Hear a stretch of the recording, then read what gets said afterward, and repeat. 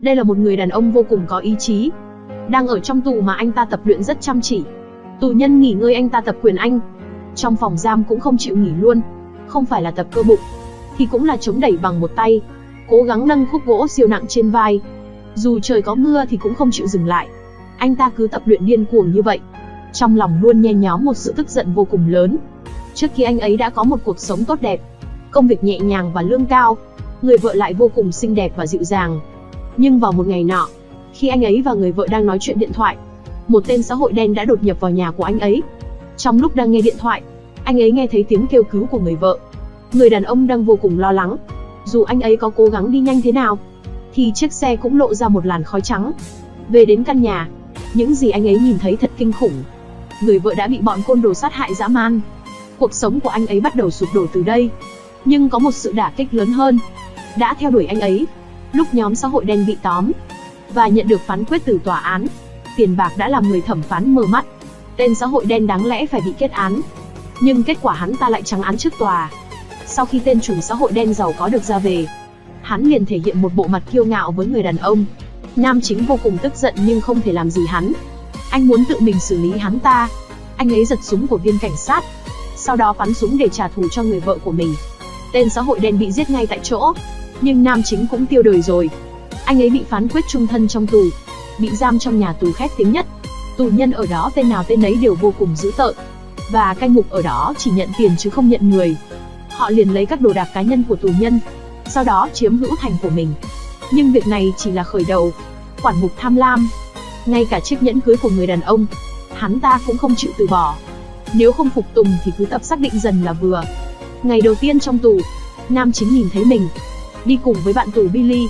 Còn có một tên tù nhân có biệt hiệu riêng, là tù nhân biến thái tên chó điên. Chơi bời cả một đêm, tiếng kêu đau khổ vang lên, khiến nam chính mất ngủ vào buổi tối. Ngày tiếp theo, anh ấy nhìn thấy vẻ mặt đau khổ của Billy khi bị tra tấn. Và tác giả của chuyện này là chó điên, nhưng hắn ta có vẻ vô cùng đắc ý. Thấy khuôn mặt kinh tởm của chó điên, khiến nam chính liền nhớ ra tên xã hội đen đã giết vợ của chính mình. Thế là anh ấy liền ra tay. Vì vậy mà anh ấy liền xông vào tấn công tên chó điên. Quản ngục nhìn hai người ẩu đả điên cuồng, nhưng họ chỉ giữ nam chính lại. Tại sao lại như vậy nhỉ? Nam chính nhìn ánh mắt của cai ngục với chó điên. Anh ấy cuối cùng cũng hiểu. Chó điên đã đưa hắn tiền, còn nam chính thì làm gì có đồng nào cơ chứ. Bị lính canh nhốt trong phòng tối của nhà tù. Nơi này đúng là địa ngục trần gian, phân trộn với mưa phủ đầy mặt đất. Mùi hôi thối đó khiến ai cũng thấy mắc ói. Vết máu trên tường vẫn chưa khô. Nó thể hiện rằng phạm nhân ở đây lần cuối vừa tiêu đời. Thức ăn do cai ngục giao, tệ hơn cả thức ăn cho lợn. Nơi duy nhất để nghỉ ngơi, đó là chiếc giường đá gần đường ống bốc mùi hôi thối. Đúng là khổ quá mà. Nam chính của chúng ta dần mất đi mục tiêu sống. Anh không thể chịu đựng được sự tra tấn này nữa. Anh ấy chọn cách tự sát, dây thừng làm đồng phục tù nhân. Vì chất lượng quá kém, mà nó đã bị đứt ở giữa. Người đàn ông lại chọn cách đâm sầm vào tường. Kết quả là máu chảy lênh láng. Anh ấy mê man. Lúc này anh nhìn thấy một con bướm đêm. Nó đang đi đến chỗ của anh ấy, sau đó lại bay đến chỗ có thức ăn. Dường như nó muốn nói rằng anh ấy phải kiên cường sống sót. Thấy cảnh tượng trước mặt, anh ấy nhớ về người vợ đã mất của mình. Anh đã nghĩ thông rồi, anh sẽ cố gắng sống tiếp. Dù đó có là thức ăn cho lợn, thì bây giờ anh ấy cũng đang ngấu nghiến nó. Cuối cùng thì anh ấy cũng trải qua thời gian giam một mình. Nhưng đám cai ngục vẫn chưa chịu dừng lại. Sau khi nam chính ra ngoài, anh được xếp ở trong căn phòng có 4 người. Nhưng có gì đó rất kỳ lạ. Bên trong chỉ có một tù nhân mà thôi. Lính canh nói với anh ấy rằng 3 tù nhân trước bị giam giữ ở đây, tất cả đều đã bị người này giải quyết hết cả rồi. Muốn đổi phòng thì ngoan ngoãn đưa tiền đi. Nam chính lại nhìn căn phòng ra một lần nữa. Đằng sau người đen đúa và hung dữ này, anh ấy đã lựa chọn sự hèn nhát. Ngày hôm sau, người đàn ông đã lấy hết tiền tiết kiệm của mình, hy vọng cai ngục có thể thông qua cho anh ấy và giúp anh ấy đổi phòng. Kết quả là lúc này, tên cai ngục lại chơi xỏ anh ấy. Những ngày đau khổ như vậy vẫn tiếp tục, và nam chính cũng dần quen với cuộc sống trong tù. Bên trong nhà tù này, người cai ngục đang cố gắng kiếm tiền. Ông ta bắt đầu thiết lập trò chơi đấu trận. Chó điên mà nam chính đã từng tẩn, thế nào lại chính là ông hoàng trong trò chơi đấu đá nhau này. Vậy nên cai ngục mới thiên vị hắn ta. Trong lúc ăn, chó điên lại tìm đến gây chuyện. Nam chính không thể chịu thêm được nữa, anh lại ra tay với tên chó điên. Nhưng kết quả sau đó thì ai cũng đoán ra. Đây là lần thứ 2 nam chính bị nhốt trong ngục tối. Thấy môi trường khắc nghiệt và tàn khốc như vậy, Nam chính đang trong tình trạng tuyệt vọng đã ngộ ra, chỉ có bạo lực mới chế ngự được bạo lực, trở thành kẻ tàn bạo nhất nơi đây. Như vậy thì anh mới có thể đưa ra những luật lệ cho riêng mình.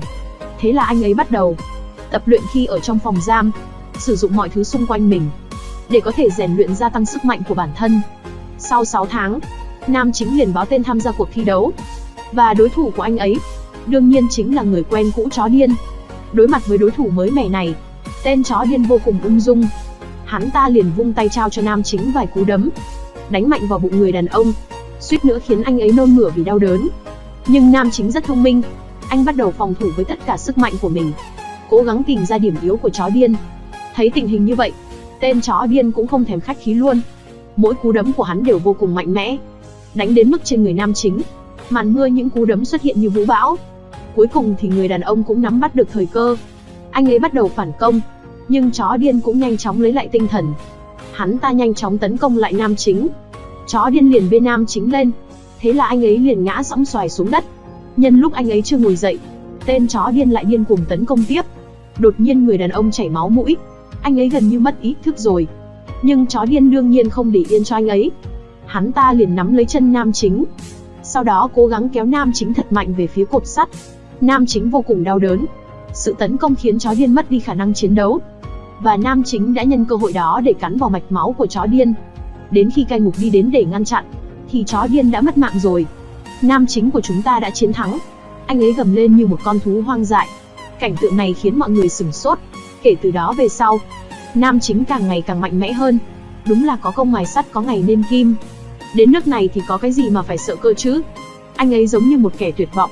Bất kể đối thủ có tung bao nhiêu cú đấm, chỉ cần không bị đánh chết, thì người chiến thắng cuối cùng luôn luôn là anh ấy. Vì không ai có thể đánh bại anh ấy. Trận đấu khốc liệt một sống một còn này, cùng với những lần trên làn danh sinh tử, chính là bước đệm cho nam chính của chúng ta.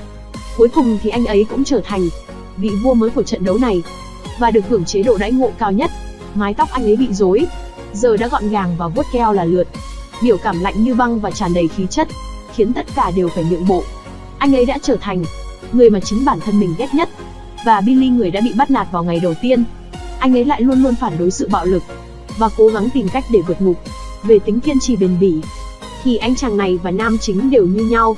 Lính canh không thể nhớ đây là lần thứ bao nhiêu Billy đã bẻ khóa, và bị họ bắt được. Sau mấy lần ăn đòn, người cai ngục không thể chịu đựng được hành vi này. Ông ta liền đưa Billy về, sau đó tặng cho một tên tù nhân biến thái. Trước khi chết, Billy hy vọng nam chính đừng đánh mất chính mình, đừng trở thành kẻ đại diện cho bạo lực. Những lời này đã khiến người đàn ông thức tỉnh. Kể từ đó về sau, anh ấy bắt đầu chống lại bạo lực.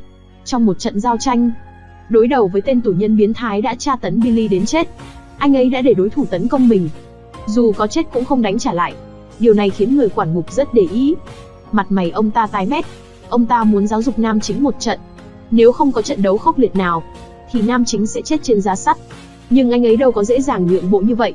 Bất kể nắng gió hay mưa bão, dù trời có sập xuống, dù anh ấy tưởng như sắp chết đến nơi, thì anh vẫn không lựa chọn sự thỏa hiệp. Tinh thần của một kẻ đứng đầu khiến tất cả tù nhân đều cảm nhận được. Cuối cùng họ cũng hiểu ra, dưới con mắt của người quản giáo, tù nhân chỉ là công cụ kiếm tiền của ông ta. Họ không muốn trở thành quân cờ trong tay ông ta nữa, bắt đầu liên kết lại với nhau. Không có ai chịu ra sân thi đấu nữa. Nam chính đã giành chiến thắng rồi. Không còn bạo lực trong tù. Cai ngục là những người sẽ mất nguồn thu nhập, nên chúng sao có thể dễ dàng bỏ qua cho nam chính. Ông ta muốn lợi dụng nhà tù, dùng kẻ không có não nhưng thân hình lại to xác như tên này, mượn hắn để giết người. Kiểu này thì kế hoạch của tên quản giáo sẽ thành công. Khi người đàn ông bị đánh đến gần chết, nam chính liền đập tay vào cổng sắt theo tiết tấu.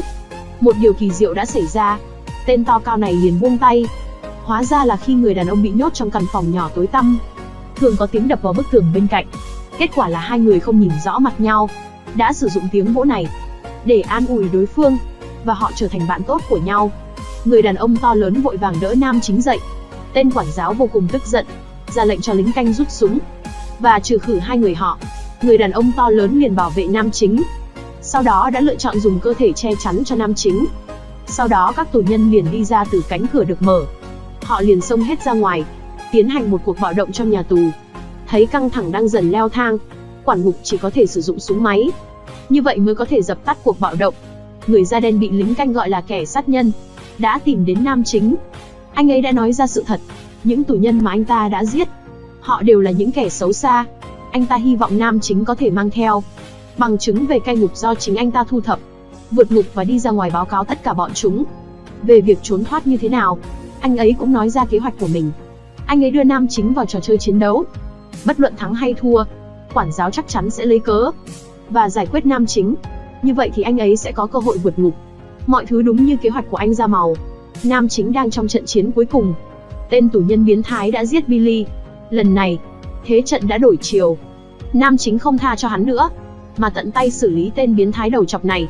Đã trả thù cho người bạn Billy của mình. Thế là anh ấy đã giết một người, bị quản giáo đưa đến nơi hành quyết. Khi họ vừa đến nhà xe, anh chàng da màu đã đợi ở đây từ lâu, giải quyết ngay mấy tên cai ngục. Thế là nam chính được giải cứu. Nhưng bản thân anh da màu không có ý định rời đi. Nam chính không còn cách nào khác, đành phải mặc đồ của cai ngục, sau đó lái xe qua nhiều cánh cổng. Người da màu quay trở lại nhà tù, đến văn phòng của tên quản giáo nhà tù, sau đó dùng kìm để kéo lưỡi của hắn ra. Cuối cùng thì kẻ ác cũng bị trừng phạt, và nam chính đã đem theo bằng chứng, rời khỏi nhà tù này, và trở thành người tự do. Bộ phim đến đây là kết thúc, cảm ơn các bạn đã theo dõi. Nếu thấy hay thì nhớ ấn thích kênh để ủng hộ nhé. Tạm biệt và hẹn gặp lại trong những bộ phim tiếp theo.